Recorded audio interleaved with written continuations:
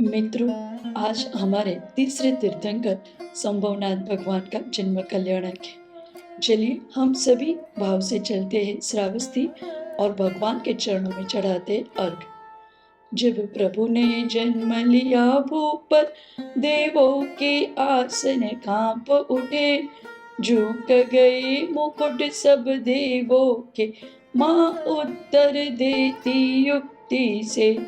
कार्तिक पूर्णिमा सिर नक्षत्र में संभव प्रभु ने जन्म लिया, मेरु पर सुरगण नवन किया, तिथि जन्म जजत सुख प्राप्त किया।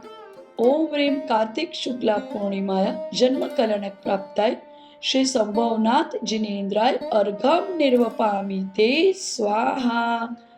बोलो संभवनाथ भगवान की जय। ओम ह्रीं जन्म कलनक प्राप्ताय श्री संभवनाथ जिनेन्द्राय नमः। ओम ह्रीं जन्म कलनक प्राप्ताय श्री संभवनाथ जिनेन्द्राय नमः।